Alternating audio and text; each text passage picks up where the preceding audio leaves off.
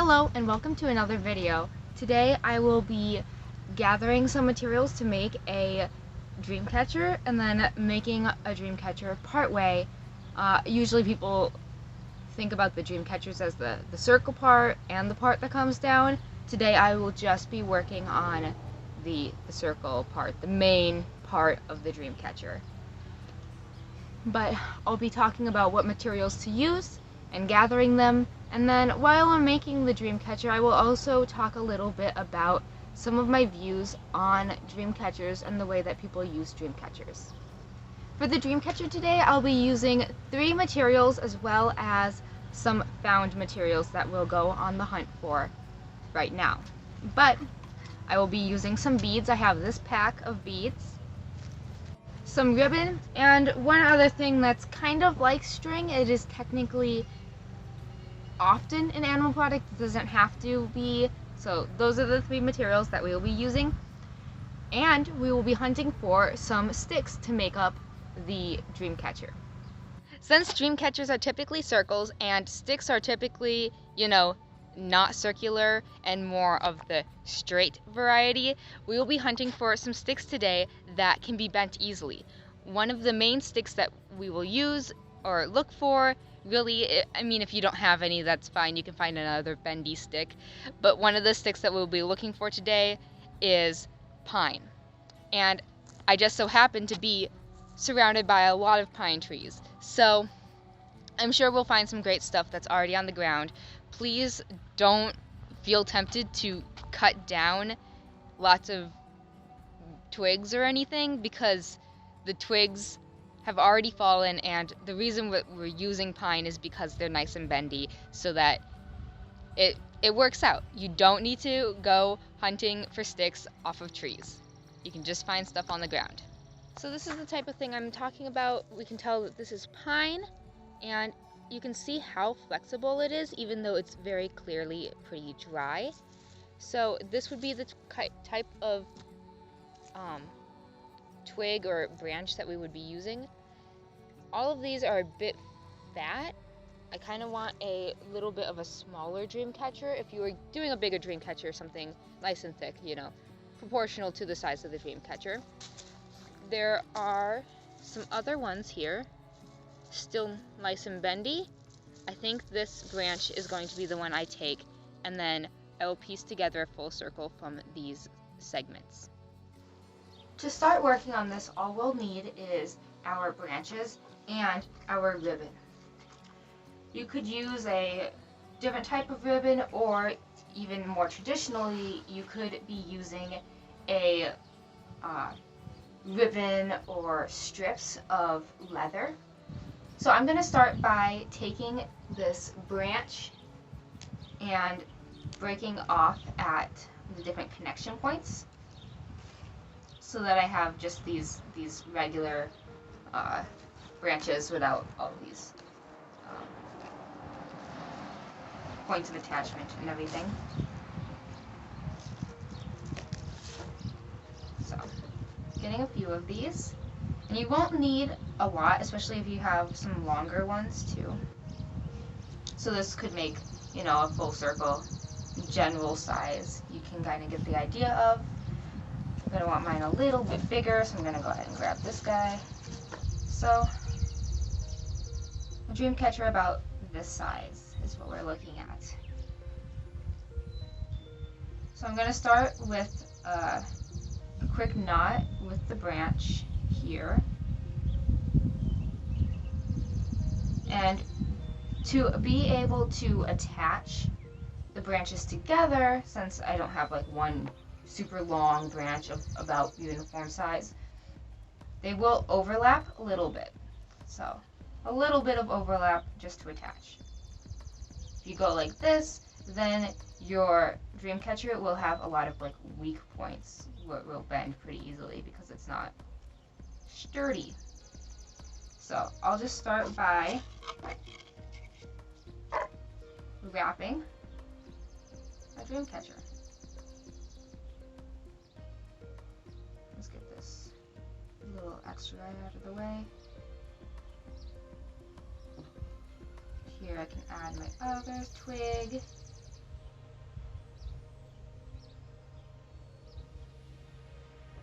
how sturdy it already is. So we'll just keep wrapping it, and you'll be going over this a few more times too, so it doesn't have to be perfect to start with, because right now we're kind of just attaching the sticks together, and then I will go on to actually get the sticks to be more of that circle shape and really smooth it out with the use of the ribbon. So dream catchers have gotten more and more popular over the years, and it's honestly a little concerning because people don't understand dream catchers and they mistreat their dream catchers and they disrespect their dream catchers. They think it's just like a cool, fun thing. And when you don't understand how dream catchers work, it leads you to misuse them, damage them. Oh, it's coming apart.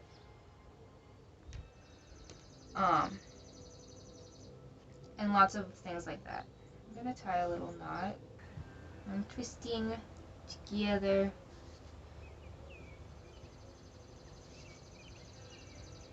Trying to bring this stick and that stick closer. And I can continue on. I'm gonna tie a knot just so that it doesn't decide to come undone. Dream catchers are really doing a service to you. When you have a dream catcher and you hang it up in your window, how it works is the dream catcher will catch all of the bad dreams so that they do not have to enter your mind and you won't have nightmares. So it's there to protect you. It's doing a service. And then when the sun comes up in the morning, the light releases all of those bad dreams and cleanses them so that they aren't there anymore, and then the dream catcher is clean for the next night to be able to capture some more bad dreams. So something that doesn't really work or make sense is when dream catchers are hung up on a wall. Your dream catcher isn't going to work. Another thing is if you, let's say we have a dream catcher and it has these spaces, you know, that you create with your strings, like let's say these are 2 spaces of like a whatever dream catcher, and you stick your finger through, you poke the spaces, it's kind of like breaking the glass, and you're breaking the dream catcher. It won't be able to function anymore. It won't do its job. If you don't understand or respect dream catchers, then you are culturally appropriating the dream catcher. And it can be a little hard to say which culture you specifically are appropriating because there are so many native cultures. Personally, I am ojibwe, but a lot of native people use dream catchers. And I suppose that I could have said some of the ways that the dream catcher works and been slightly wrong if you are coming from it with the perspective of a slightly different native culture. But that's the way that I learned. I kind of feel like the video isn't gonna be able to catch this, but there's a cow mooing, like not that far away. It's just kind of really funny because every once in a while it's like, no. And I'm just like sitting here peacefully making a dream catcher, and it goes. Too bad y'all missing out. Yeah, for a little bit of context, I live in a rural area, so cows just being around, existing, isn't like a really weird, unique thing. There's a lot of cows everywhere. I was honestly a little surprised that there was so much interest in native stuff on YouTube, because I haven't seen a lot, and then I kind of realized that that would be part of the reason you don't see a lot of native stuff on YouTube, is because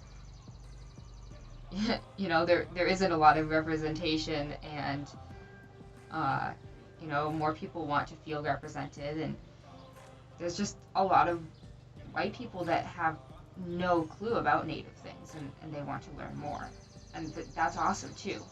If you want to learn more, like, I'm excited to teach you. If you want to, like, be here and stuff, I mean, we can kind of mostly learn together, because I don't know a ton of things. Like, I know dream catchers, and I know jingle dresses, and I know a little bit about wild rice. I've never been ricing, but I understand its background and everything. Wild rice for native people is actually very significant, or especially Ojibwe. Trying to tell y'all that you can't generalize native people, and then I just say native people. It's kind of the difference between in science class when you use theory versus when you use theory like outside of science class.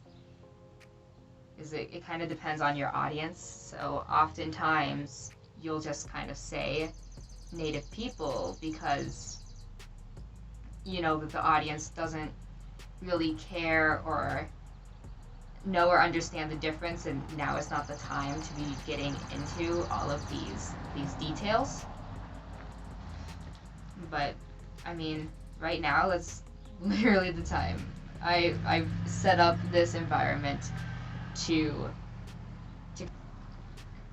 I don't have a lot of connection to my relatives or my tribe. I was raised off the reservation, and we didn't necessarily visit all of the time or anything. My mom definitely tried to make sure that we were exposed to our culture, but she grew up off of the reservation, and you really do start to lose that. I mean, even if you grew up on the reservation, it's not like guaranteed that you're going to be super immersed in the culture. It's kind of whether or not you choose to seek it out, and whether or not your family chooses to uphold it. So now my circle is done. Nice. And we just have to add the other parts. But I left the string in my car, so we will finish this at home. So to start off, I will tie a little knot to get going, but after that you don't need another knot until the end. Pretty cool, huh? I bet you're intrigued, huh? Okay, so I get a little knot.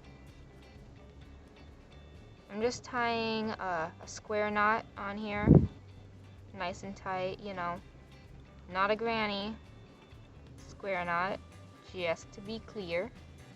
Okay, and then what we're gonna do is we're gonna take this one continuous string and we're gonna make little loops, and then we twist it around, and then we oh my god, struggle with the wind. Okay, so we have a little loop, go around. So what I'm gonna do is I'm gonna go through the loop, actually, so the loop's a little bit more stable. It's kind of like a little bit like tied where it is, and then we keep going. If I can grab onto the string and make another loop. Okay, this keeps slipping out of my hands. Here we go. Make another loop, go around, and we go through the inside of the loop, grab this string through here,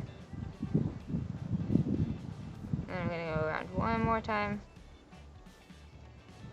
and make another loop. So I'm just grabbing it with like a finger while I make the loop, but then after that you can let go again. So I grab the loop, make it, go through the loop, and then you go back over the loop, and then we make another loop. So I'm holding it, we're going through, not just over. I want to go from under and grab it, and then we'll go over one more time. That loop is like really tight, and the other loop is like really loose. Oh, I think I pulled on it too much on my other loop. Okay, so basically what you keep doing is you keep going around. So like now that I did the like inside, what I would do is I would go here, and I would like make the same little loopy guy onto this loop, and then that's how you get this like spider web look. So then I made that loop, so now I make this loop, and then it's like all holding itself together. Loop de loop.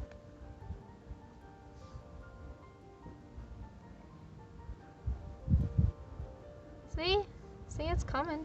It's happening, existing. And here's my finished dream catcher. Thank you so much for watching. Subscribe if you want to see more, and remember to like this video if you enjoyed it. I hope to see you soon. Bye bye.